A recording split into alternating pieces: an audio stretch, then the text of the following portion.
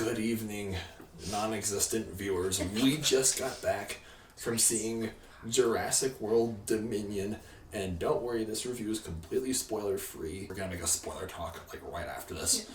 We're just gonna go all out craziness. Best to go in blind to this movie, I think. Yes, because I think the trailers did a really good job at teasing.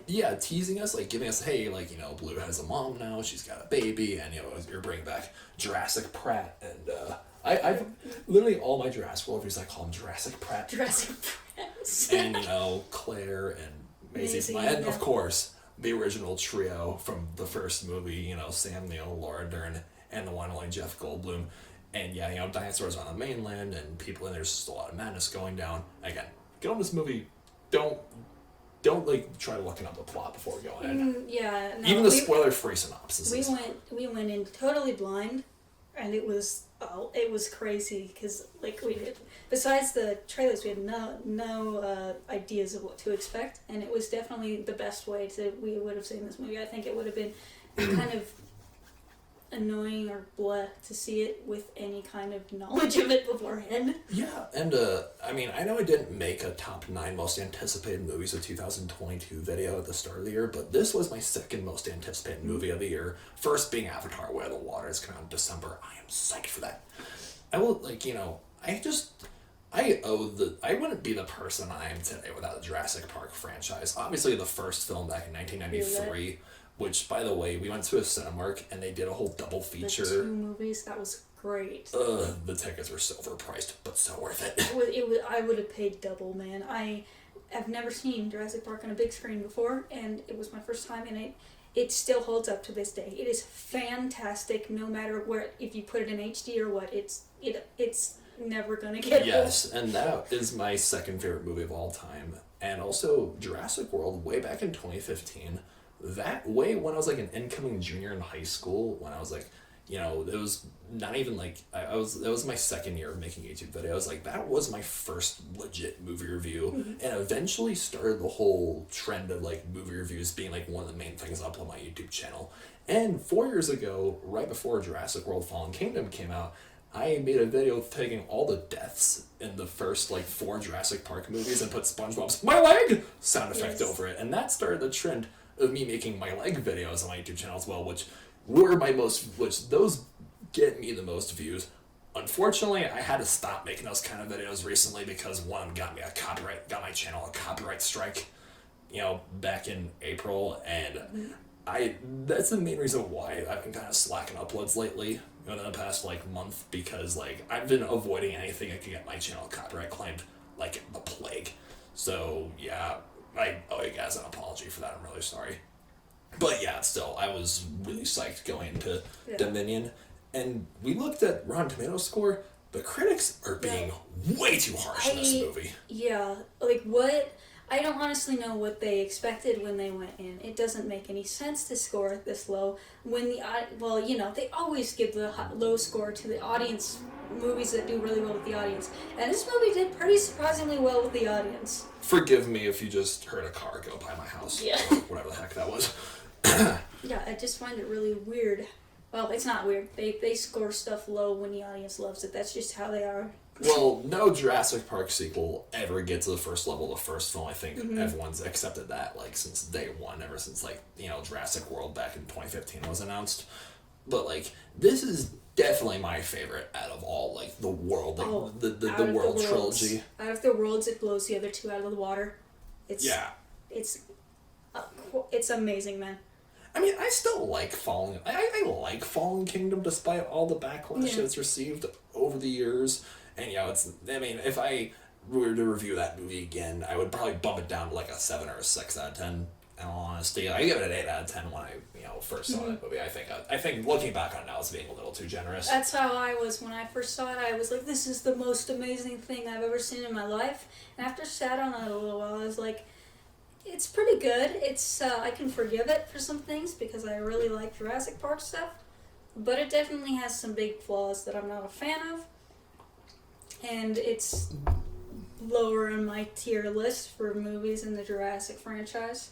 Yeah, and I think that, moving on to Dominion though, like, Yeah. I think one of the things that I definitely got right was, like, introducing new, like, species of dinosaurs. Oh, yeah. They went out of their way for scientific accuracy. Remember back in Jurassic Park 3, they did the whole, like, give some of the Velociraptors, like, mohawks because give them feathers. The feathers, yeah. But instead of, like, trying to remodel the Velociraptors again, they just introduced brand new species of raptors into this movie. Something I've been wanting to see in a Jurassic Park movie for a very long time. Like, let's just not make, let's just not keep the Velociraptors like raptor species. Let's introduce the Pyroraptor, which, we saw in the trailer. Mm-hmm. Albeit the whole, like, swimming under the ice thing was kind of wonky. That was pretty goofy.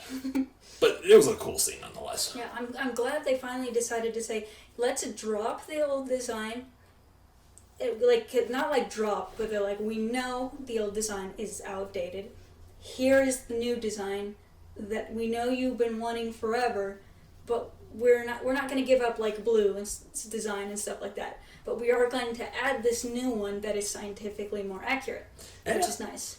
I don't consider this a spoiler, but all the old dinosaurs we know and love, like the T-Rex and Blue, they kind of take a backseat to the newer creatures that we're introduced to, which I actually kind of think worked in the film's favor, narratively speaking. I think it did too, because you've seen one dinosaur a little too many times. Yeah, and you want to see a new one. Because Jurassic Park 3 introduced me to Spinosaurus, and this movie is going to introduce kids to Pyroraptor, Quetzalcoatlus, Giganotosaurus, the other raptor species whose name I forget. There's a lot of new creatures, and like I said, the trailers did a good job of giving us an idea of the movie, but it's also some things that I didn't see coming. There were some twists and turns. I did not expect the plot. I was really going into this thinking it was going to be closer to a Fallen Kingdom type thing, and it was not what I expected. It was more focused on the characters than it was the dinosaurs. It was like... Because this was like the last movie in this franchise, so we gotta bring back the old cast. Sam Neill, Laura Dern, and Jeff Goldblum, I think were probably the best parts of the entire movie. Oh, every time they were on screen, they took the spotlight away from everybody else. They were just so good and so well characterized. They were exactly the same people they were in the old movies. You'll know them immediately. Like, they're sassy, they're funny, they're who they were. And there's plenty of so callbacks. Much of them. There's a lot of callbacks. This movie, honestly, I think it brought the franchise full circle in some capacities where, like, there's some, visual poetry, so to speak. Yes. And I'm just like, yes, I was so here for it, because there were some loose ends that were untied from the original 3 films I really want to see done this time around, and they did. And also, Maisie is way more likable in this movie. Way more likable. Oh my gosh, is she more likable? She was given like a proper backstory. She's made relationships with characters. She's gotten really close to other people. It's just, and you know who else? It's Claire. I've never liked Claire. In this movie, I loved her. I loved the way she was characterized. Before she felt like a cardboard cutout to me, and now she feels like a person. I really love her. Yeah, the whole scene you guys saw in the trailer with Therizinosaurus, and she has to hide in the pond. It was like, this is just this is turning like Revenant with dinosaurs. I'm sorry, I couldn't help but think that myself. But yeah, as a finale, because have they confirmed a 7th film, or are they just gonna make this I don't want to spread rumors and say they have, but I've heard a lot of places that they're not stopping the franchise. I don't know if they've confirmed another movie, but I know Camp Cretaceous has done this. I've watched the first season of Camp Cretaceous on Netflix. I still have to watch the rest of the season, so don't spoil it for me. No, I won't spoil it. I really like the idea of there being more spin-offs like Camp Cretaceous, set in between the events of Fallen Kingdom and Dominion, because honestly, I think the idea of a dino-apocalypse, dinosaurs reclaiming the earth and human survivors banding together to live in a world reclaimed by prehistoric animals having to fight prehistoric monsters and other raiders and bandits in The Walking Dead, but replace the zombies with dinosaurs. I think that'd be cooler than a zombie apocalypse, and I loved I just love that whole aspect, and there should be more TV spin-offs. I know Camp Cretaceous is targeted for more younger audiences. Yeah. If they did one like that, but for teens and adults like us, I think that'd be excellent. I think they should do one that's after this movie, when all the dinosaurs are running around the Earth. I think that would, because no one's ever in control of the dinosaurs. So just to see like a TV show, maybe like a small town TV show about how the residents deal with having to live along dinosaurs and doing their jobs and stuff would be kind of cool. I don't know. I'm one of those people who like slice of life, so an inconvenient dinosaur is funny to me. Yes. All right. Well, I think it's time we should, give us this Dominion its ranking. Remember my scale of 0 to 10. Okay, 0 to 10, and 10 is like best movie ever, right? Yeah, like film of the year, or like. Okay, so I'm ranking 0 to Jurassic Park. Pretty much, yeah. So 0 out of 10 is like it's absolute garbage. 1 or 2 out of 10 is garbage. What did you rate for Fallen Kingdom? I would probably Fallen Kingdom. I still like it, but it's not great. It's got its issues. So if I had to review that movie again, I'd probably give it a 6 or a 7 out of 10.